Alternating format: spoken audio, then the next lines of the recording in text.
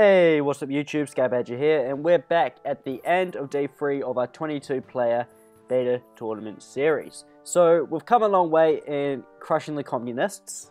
Not that I have anything against communists, I assume they're nice people, just different political system. Anyway, so they're nearly gone, and once they're gone, we can start looking at where we're going next. So we're making some good progress against communist Russia, but he still has a few strong points. Now, when I say strong points, I mean I don't want to take unnecessary casualties. I have the luxury that I'm winning the war, and as far as I can see, it's not going to go south. So I'm going to take my time to make sure I finish the war with as relatively few casualties as possible to ensure I'm in a better position for the next few days. So what that means is I'm building up this group here outside the city here, and this group will soon march in once it's all ready and take it out. I was tempted to send in a group of 2, but these 2 infantry wouldn't really make much of a difference going in with this lot. They're incredibly injured, and I'd likely lose a unit. I also have a little bit of artillery fresh from the factory line coming in to support. Now this won't make too much of a difference at this point considering it's just 1, but I've also got another piece coming in down here. I'm also grouping up troops here to take out this little troop right here, and once we've done that, basically the interior of this country, which my armoured car is going through at the moment, is all empty. I would like to capture as much as possible and get some land on the ocean in here, and that's really the main objective. So, cutting off Greater Finland as he comes down. So, with all that being said, we also need to manage our economy and make sure we stay on top of that. Our food has been hovering around 110 per hour for the part, well, basically every day so far, and I really need to get that higher. So as we can see, this province here is already on its way to level 2 industrial complex, and my other core food producing provinces on its way to level 2 as well. Now I've also invested in this province down here, and as we can see, new graphics, I get railroad lines at level 1. So as we can see, this province here is on its way up to level 2 infrastructure. And then from there, depending on how desperate I am, I might even give it an industrial complex. So on top of that, we're mainly just building in our cities. Ooh, they finished upgrading. I'll queue those up for an upgrade pretty soon. I'll probably do that now. Get them upgrading now that they're done. So these just finished upgrading to level 2. So I've queued them up to get to level 3.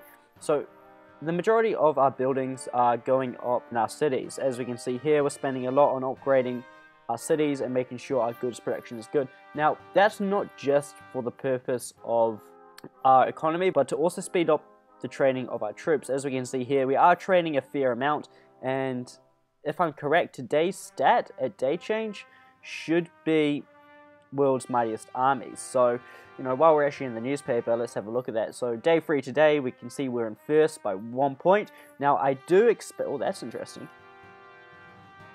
Didn't know that was a thing. So I do expect that we will jump up even higher, and obviously we can't go any higher than first, but considering we've captured Moscow and another city, we should jump even higher. So right there, that's another 16 points. I don't think anyone else in the game, apart from us, has attacked another player yet. Actually, I think Libya is attacking Egypt, so there is that.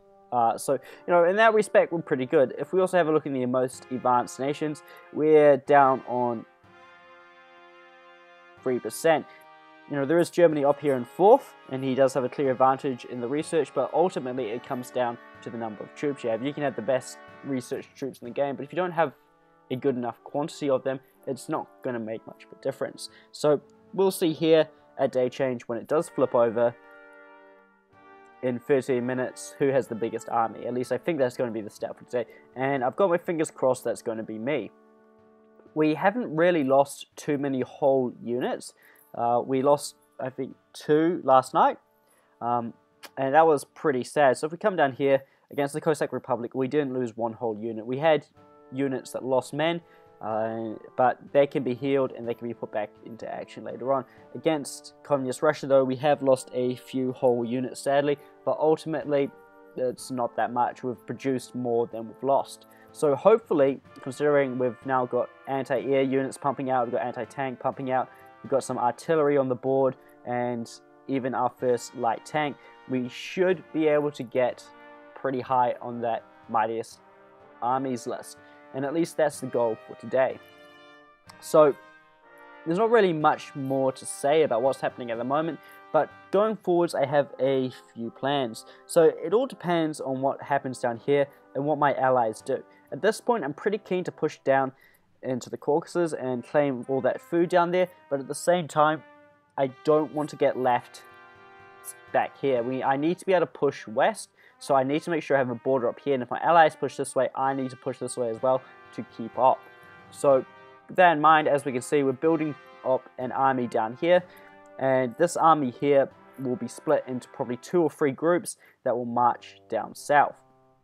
This group here is going to be mostly infantry units. I'm not going to assign it much armor, because as we come down further south we can see there is a lot of mountain ranges, and armor is not particularly good in mountain ranges. It'll make a difference, but I mean, I'm not going to throw too much armor into it, especially when we end up coming down into Turkey as well, even more mountain ranges. So, you know, that's what's happening there at the moment.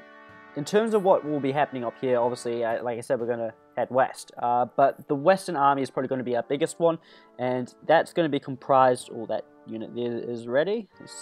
I'll send it up 13 minutes. Is that before day change? I probably won't be able to get too much healing out of it today, but I definitely want to heal this unit up. I'm not too keen on sending this into combat because I am going to lose a troop. And like I said earlier, I do have the luxury at the moment where I can afford to not engage. I don't need to attack that troop. If it attacks me, even better. So I am going to try and keep this army out of combat, and I'll let the artillery come up and start bombarding it out. It will take about 10 hours in a perfect world, and that's fine by me. I can afford to wait, but I don't want to lose any infantry considering I'm going to struggle to replace it. So if this takes more than 3 hit points of damage to the infantry component, I'm going to lose an infantry unit, and I'd rather not. So, you know, while we're actually on our note, quite a few of our troops are actually pretty damaged. We do obviously have a lot of fresh troops coming down. As we can see here, we've got some pretty fresh troops in the region. But overall, the state of our forces is pretty low, and I'm not the type of person that sends my troops to die. I prefer to heal them up and keep them round. That way I don't have to spend unnecessary resources on replacing them. So where I can, like I mean with this group here, it's not going into combat. Is that on? Yeah, it's on friendly territory. This group here is only going the way it's going because I don't expect there to be much resistance, but I normally wouldn't send a group out like that. So, you know, keeping your troops safe and allowing them to heal and regain morale is incredibly important. After we take Communist Russia, this army group up here, Army Group West, I guess I'm going to call it, will have plenty of time to heal up, and that'll be along these borders up here. So I'm hoping to actually capture these provinces here, have a border with Poland. Poland has been attacked by Germany, but he seems to be holding at the moment. At this point in time, he hasn't lost too much of importance, but his borders are pretty messy. At the moment, the Germans can attack in 1, 2, 3, 4, 5, 6, 7 locations, may have miscounted, while Poland can only attack 1, 2, 3, 4, 5 locations. So Poland's going to have to spread his troops out, which, being on defense at this point in the game, is not necessarily a bad thing. It can be done, and the sort of defense can be managed, but he's going to struggle to counterattack, especially when the Germans have this relatively thin line up here that they can very easily send troops in. So keep a reserve back here, and you can have troops at any point really within 2 hours. So, you know, with that in mind, Poland might go down pretty quickly, and then that leaves us with Germany on our border. Now, it's also worth noting here that Poland is part of this alliance, and, you know, what that means, and is good to see, is the United Kingdom and Sweden are not exactly jumping in to help, or at least they haven't appeared yet, which is always great. We always like to see that from our enemy coalitions. So, you know, in terms of this coalition at this point, I wouldn't expect Germany to be getting help, but at the same time, you'd expect to see maybe Sweden jump in and help out along here, considering he has troops up here already. So with that in mind, that's something to watch out for. In terms of coalitions, there's also the Balkan Boys. This is made up of Italy, Yugoslavia, and Romania. A pretty interesting combination, and they control all this territory down here. Oh, that's interesting. Okay, no, that's normal. I saw this line of industrial complexes and I was like, what the hell's happening there? But no, that's fine. I hadn't seen anything like that before. That really makes perfect sense. I wonder where Italy's at with his...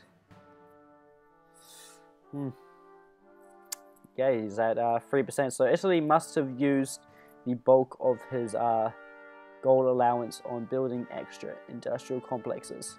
Either that, or today he's really not researched anything. Either way, regardless, doesn't really matter too much.